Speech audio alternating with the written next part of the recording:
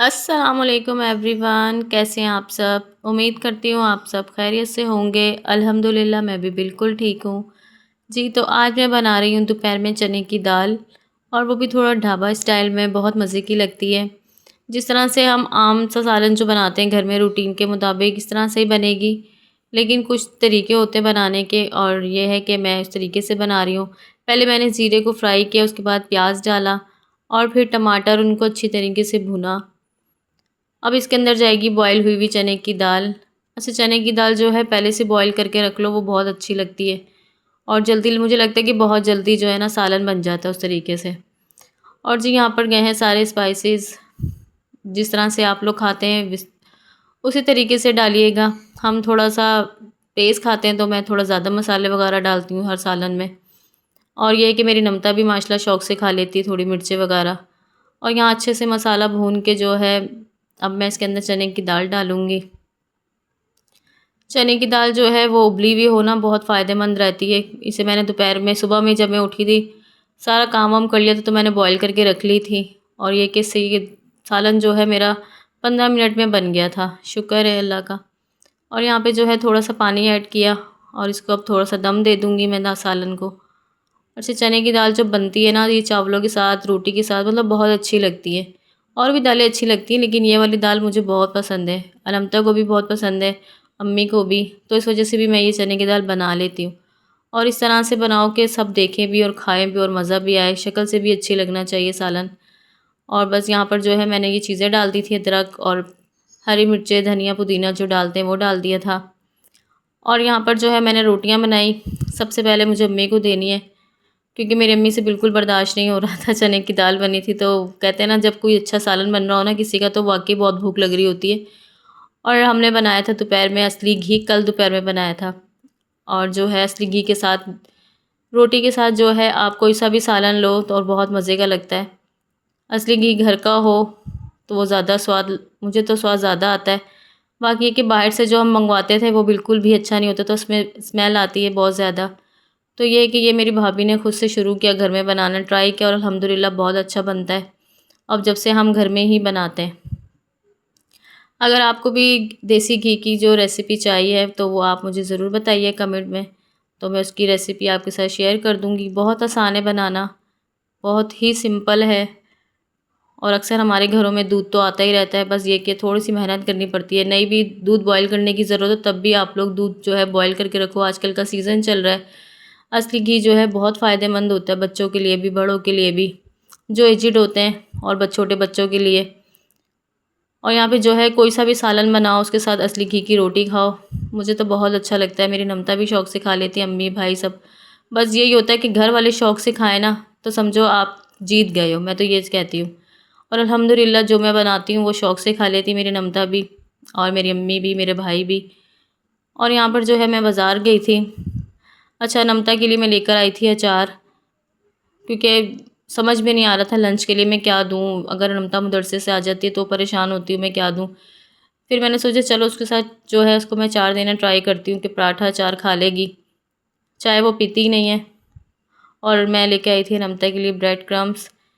नमता को बनाकर दूँगी मैं सैंडविच वगैरह, और बहुत सारी चीज़ों का मैंने सोचा मैं बना के दूँगी, आपके साथ भी शेयर करूँगी। और कुछ चीज़ें ख़त्म भी हो गई हैं, वो भी मैं आपके साथ शेयर करूँगी। नमता की चीज़ें फ्रिज में बना के रखूँगी, जैसे मैं कबाब बना के रखूँगी, और नगेट्स, नगेट्स में ये चीज़ें बहुत होती हैं इस्तेमाल, ब्रेड क्रम्ब वगैरह। और जी, यहाँ पर जो है ये मेरा बॉक्स है, जो मैंने आपको बताया था कि मैं आपके साथ शेयर करूँगी। इस तरह का बॉक्स आप भी ले लें, और इसके अंदर मैंने डाल के रखे हुए हैं तमाम जो हम ऊपर चीज़ें लगाते हैं, बेसन, चंदन पाउडर, कॉफ़ी पाउडर, और भी बहुत सारी चीज़ें मैं आपको बताऊँगी। तो आप भी इस तरह का बॉक्स बना के रख लो, और ये अच्छा होता है। बस एक-एक चम्मच आप गुलाब के रख में लो और अपने मुँह पर उसका पेस्ट बनाकर लगा लो। और यहाँ पर जी मैं बना रही हूँ केक, मार्बल केक। बहुत अच्छा लगता है घर में जब आप इस तरह से कोई चीज़ बना रहे हो, और बिल्कुल आसान है। कोई इतने मतलब वो नहीं, बस एक-एक कप आपको हर चीज़ लेनी है। अच्छा, सबसे ज़्यादा जो उसका जो वो होता है ना काम, वो होता है बीटर का। बीटर अच्छा होना चाहिए। ये मंगवाया था हमने बाहर से, हमारे कज़न आए थे उनसे मंगवाया था, तो ये बहुत अच्छा है। पहले मैं दूसरा वाला बीटर इस्तेमाल करती थी, लेकिन वो अक्सर ख़राब हो जाता था। 2-3 मैंने लिए थे लेकिन किसी काम के नहीं थे। अब जब से ये मंगवाया हुआ है ना, इसके बहुत फ़ायदे। मैंने एक दफ़ा पहले भी केक रस की रेसिपी शेयर की थी और अब जो है मार्बल केक की रेसिपी आपको बता रही हूँ।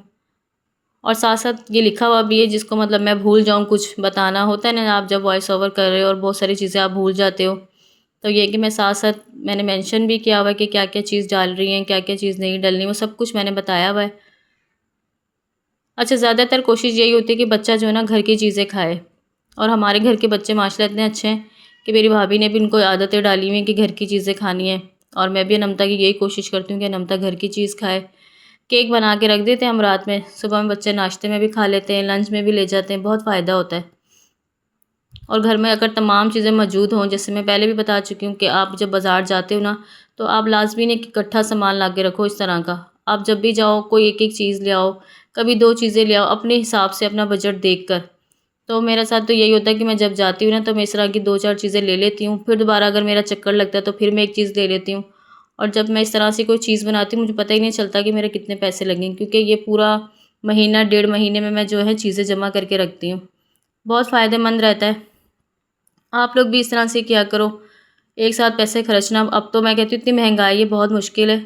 तो मैं तो यही कहूँगी कि भई आप लोग भी इस तरह से किया करो, जब भी आप बाज़ार जाओ 1 से 2 चीज़ें ला के रख लो। क्योंकि बच्चे हैं, बच्चे जो है घर का खाना खाएँ तो ज़्यादा फ़ायदेमंद रहता है। बाहर का खाना खाने में हमने इतना पैसा लगाना होता है दवाइयों पे, वही हम इतना पैसा हम घर की चीज़ों पे लगाएँ, वो हेल्दी भी होता है और बच्चों की सेहत भी अच्छी रहती है। अच्छा, जो-जो मैंने इसके अंदर डाला है वो सब मैंने मेंशन किया है लिख कर, आप भी देख लेना, क्योंकि मैं कुछ चीज़ें भूल भी जाऊँ तो ये है कि लिखा हुआ है।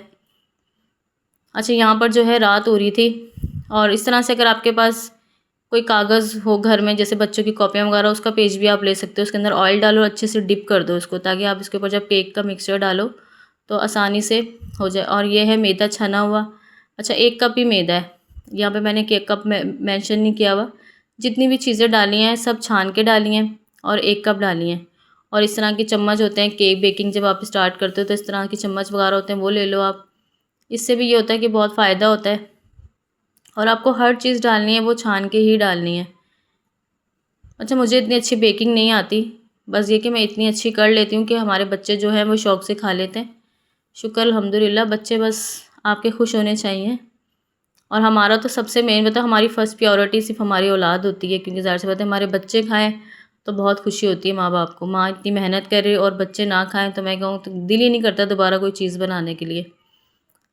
इसलिए पहले बच्चों से पूछ लो, भई ये चीज़ बना रहे हैं आपने खानी है, बच्चे हामी भरें तो बनाओ। नहीं तो अक्सर ऐसा होता है मैं नमता से बिना पूछे कुछ बनाती हूँ और नमता नहीं खाती, तो यकीन माने बड़ा दिल दुखता है। मेरा दिल ही नहीं करता मैं दूसरी दफ़ा कोई चीज़ बनाऊँ। फिर वो किसी चीज़ की फ़रमाइश भी करती है, मैं कहती हूँ तुमने खाना ही नहीं है, फ़ायदा। अच्छा, इस तरह से आपने एक बाउल में जो मिक्सचर बनाया था उसको कन्वर्ट कर देना है दूसरी वाल बाउल में आधा-आधा, और इसके अंदर आपने डालना है कोको पाउडर, इसको भी अच्छे से छानना है। अच्छा, सब चीज़ें छान कर ही इस्तेमाल करनी है। अब इसके अंदर जो है इसको भी आपने अच्छे से मिक्स कर लेना है।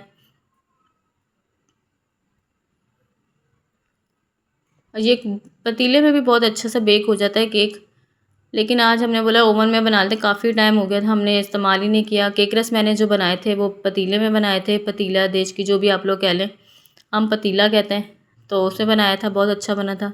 तो अभी जो है मैंने ओवन इस्तेमाल किया था, माइक्रोवेव ओवन कह लें आप, ओवन कह लें, जो भी है। सच बताऊँ तो मुझे इन चीज़ों के नाम ही नहीं आते, ये ज़्यादातर मेरी भाभी यूज़ करती हैं। मैं इतनी अच्छी, मुझे इन चीज़ों के नाम ही नहीं पता होते, ये माइक्रोवेव ओवन है, ये कौन-सा ओवन है, ये क्या है, कुछ भी नहीं पता मुझे। और जी यहाँ पर डिज़ाइनिंग कर रही हूँ मैं, जैसे मार्बल केक की होती है, बहुत अच्छी-सी। और ये बनकर बहुत ही ज़्यादा मज़े का बना था, और सुबह में जब बच्चे उठे थे तो उनको एक सरप्राइज़ मिला था ये केक देख के, और इतना खुश हो जाते हैं बच्चे जब घर की कोई चीज़ तरह बनाओ ना, तो बहुत बच्चे खुश हो जाते हैं। और यहाँ पे इशा का टाइम हो गया था और नमाज़ पढ़ी मैंने। और जी बस अल्लाह पाक से दुआएँ की कि अल्लाह पाक जो है सारी परेशानियाँ दूर करे हमारी, और मुझे कामयाबी अता फ़रमाए। आमीन सुम्मा आमीन। क्योंकि कामयाब तो अल्लाह ने करना है बेशक, अल्हम्दुलिल्लाह। और जी यहाँ पर जो है मेरा केक बन के रेडी हो गया था, और बहुत ज़्यादा सॉफ्ट बना था, और बहुत मज़े से खाया। आप भी ज़रूर रेसिपी ये वाली ज़रूर ट्राई करना घर में, और मुझे कमेंट में बताना, और कैसा लगा आपको मेरा आज का व्लॉग ज़रूर बताना। अपना ख़्याल रखना। अल्लाह हाफ़िज़।